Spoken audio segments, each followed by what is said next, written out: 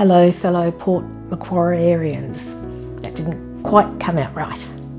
Just wanting to touch base with you on behalf of our core officers and our leadership team. Just hoping that the last week has been okay for you and that you've been managing to engage in some of the activities and resources that have been provided for us in, reaching out and reaching up. Hope you've managed to ring someone and just ask, are you okay? How are you doing in this past week? I think it's true to say there have been some truly scandalous things, at least that's the words of some of the people in the media, some of the happenings in our world. Some people think it was scandalous that New South Wales received some secret portion of vaccine doses. Others think it was scandalous that the Prime Minister managed to get to Sydney over the Father's Day weekend. You know, I've been reading in Mark chapter 8, and there's just a few verses that I've stumbled across in the last week that some people who study the scriptures and comment on it have described as truly scandalous. It seems like a fairly simple few verses.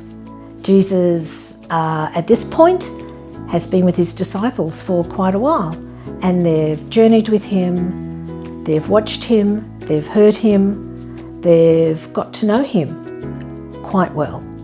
And so Jesus says to them, well, who are people saying that I am? And they come up with some answers, some of the things that they've heard people saying. We think this is who Jesus is. And then Peter says to Jesus, you are the Christ, you are the Messiah.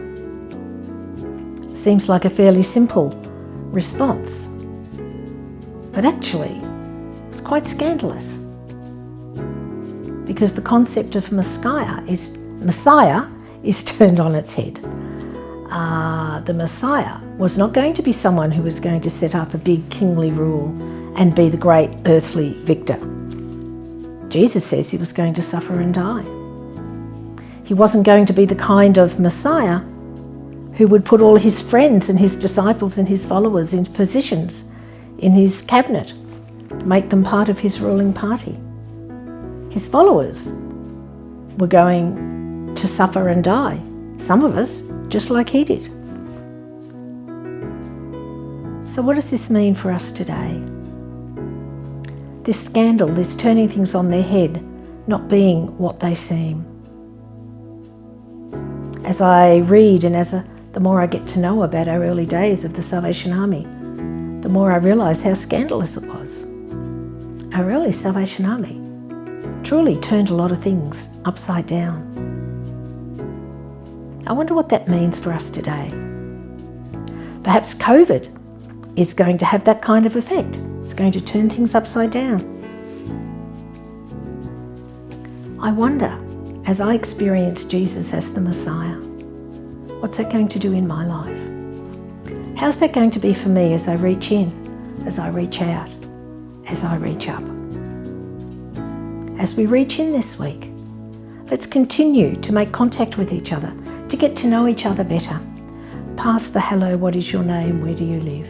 But really getting to know each other deeply, our passions, our desires, the things that really matter to us in our heart. Just like Peter had got to know about Jesus. As we reach up, as we get to know Jesus better, as we do, as in our resource for this week, the Examine, we reflect and see where God's been active in our lives, and we learn to value that and are grateful for that. And as we reach out into our community, the challenge for this week's photo shoot is hope in humanity. What a great follow-on from this scandalous idea of being a follower of Jesus, turning everything on its head, making it different, making it far from what is the norm or expected. So have a good week, and hopefully we'll touch base again soon. Bye.